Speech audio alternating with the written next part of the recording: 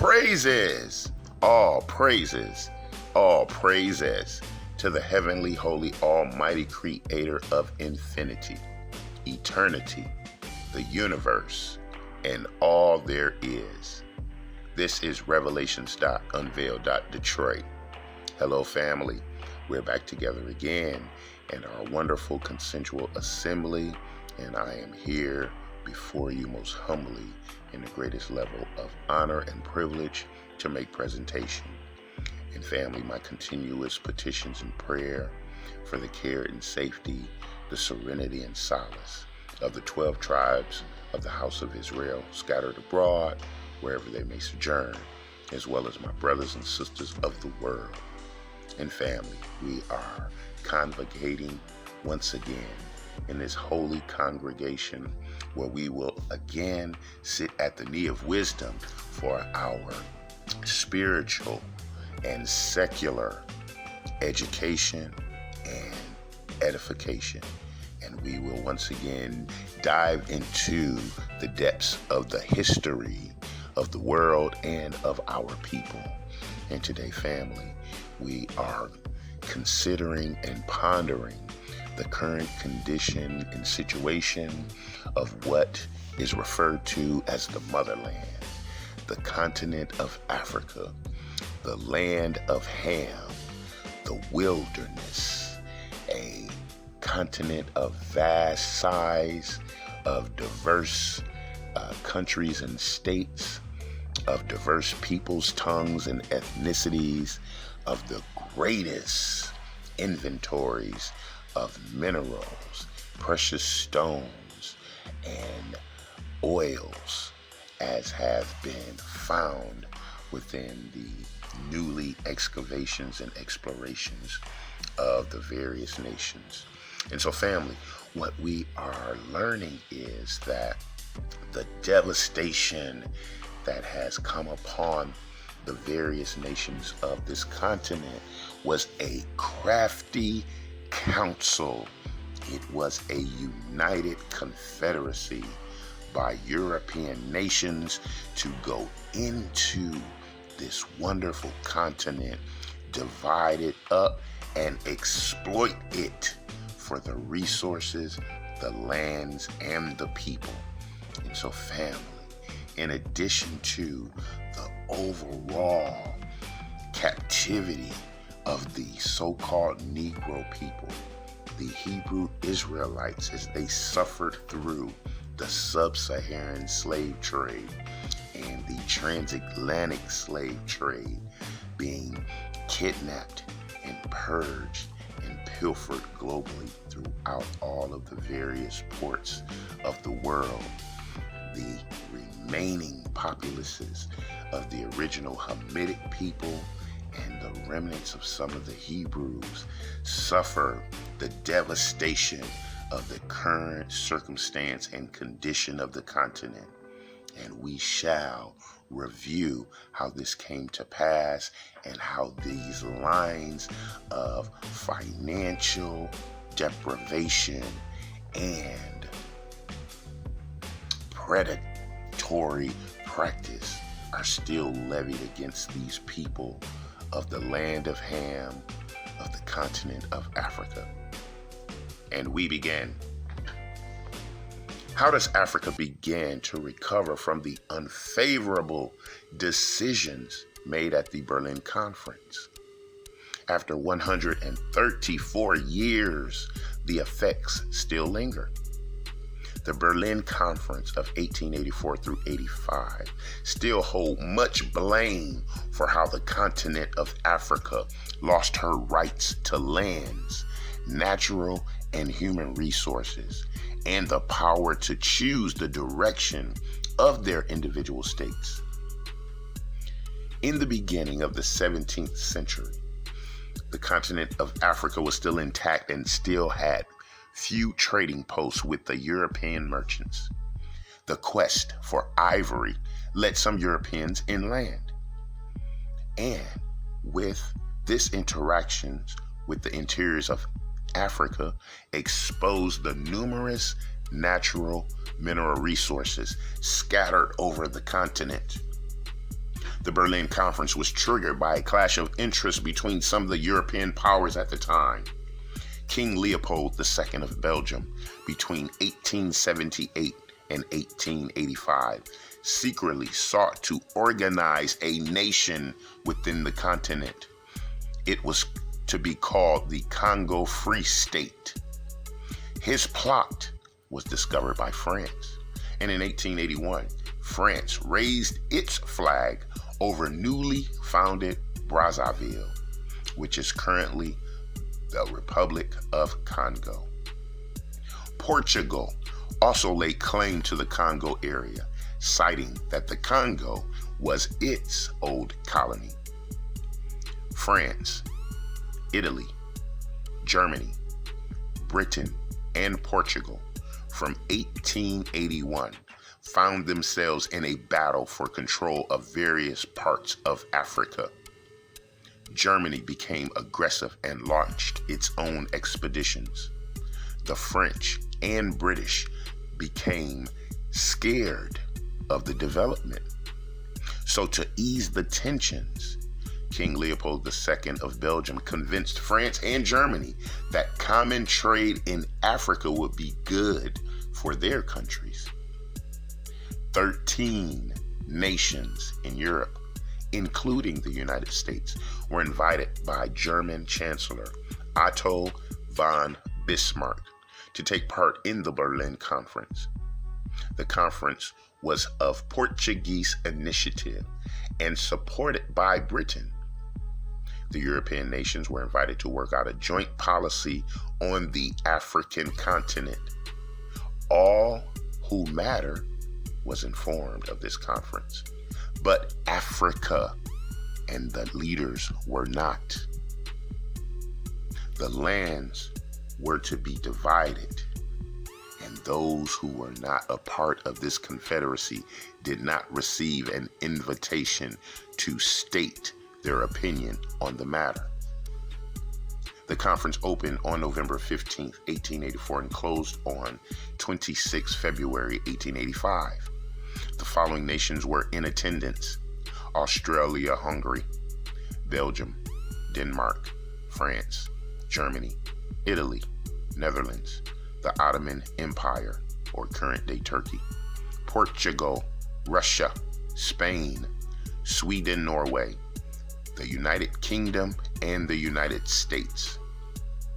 It is important to note that the United States reserved the rights to accept or decline the conclusions of the conference. The conference, although it lacked moral grounds, was upheld by these European powers.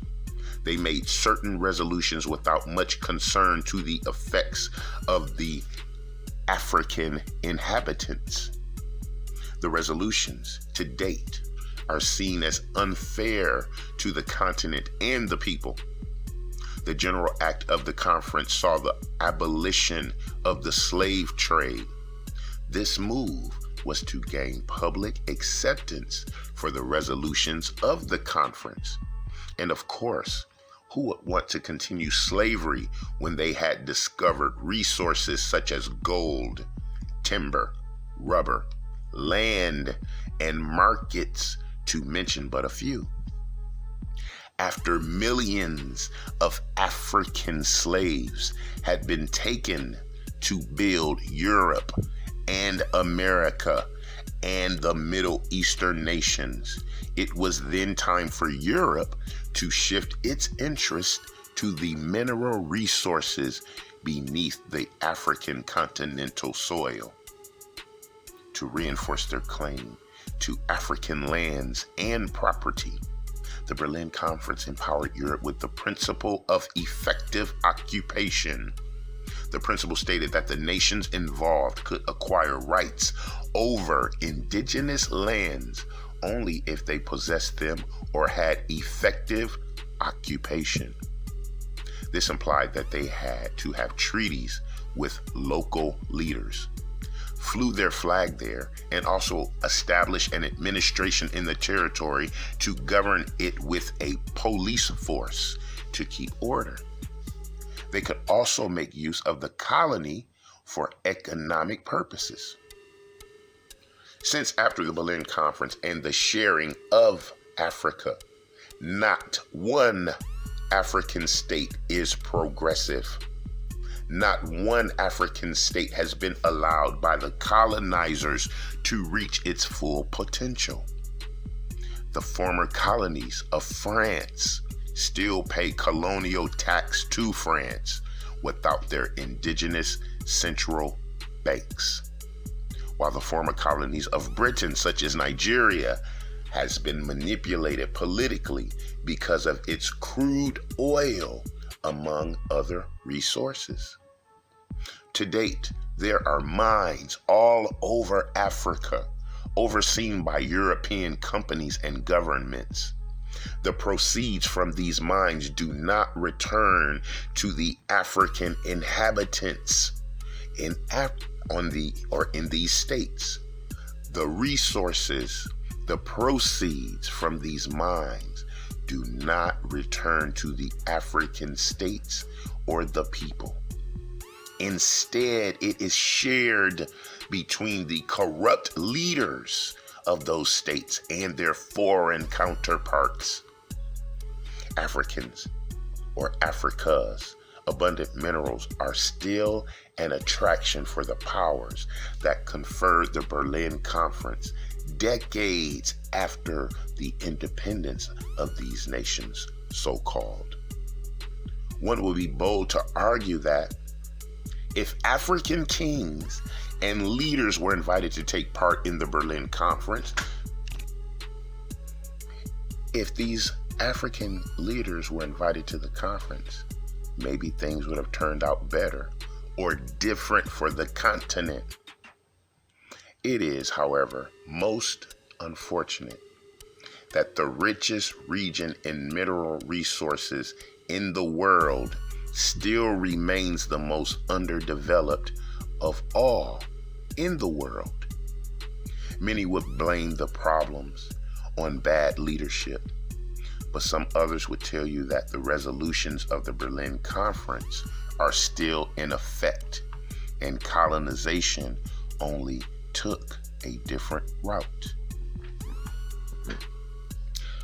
So family, we see, and now we can expand on this premise of the Berlin Conference, where the European nations went into the continent of Africa and partitioned it and set up colonies and trading posts and police force and imposed their economic and military might on the poor people of those lands, and also very easy for them to finance those cooperative to their agenda and their mission and install them in the leadership positions, thus giving a similar face of the people in the positions of power, but they are willing puppets to the colonizers and their agendas to pilfer and profit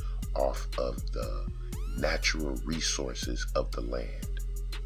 And so, within the political conversations that we have here in America on this continent of confusion, where we speak about the circumstance and the political status and the global status of these African nations, we always are quick to point the finger at the people instead of those invisible powers and principalities which have crafted these demonic devices and machinations of malevolency to impose on the people as they take out the precious resource, the precious soul, the inheritance of the inhabitants. So family, it must be understood that the foundations and the economies and the cultural centers of these Middle Eastern nations and these European countries would be nothing if they did not sit upon the base of the land of Africa and the people that they stole and distributed throughout the earth. And so, family, we shall reconvene in our continuous review of world history and how it applies to us and our spiritual walk as we are continuing to learn and discern the duality of the carnal existence under spiritual examination. And so, until we are together again, I love you. I love you. I love you. This is a review of the Berlin Conference and its continuing current effects on the continent of Africa and its people. This is Revelations.Unveiled.Detroit.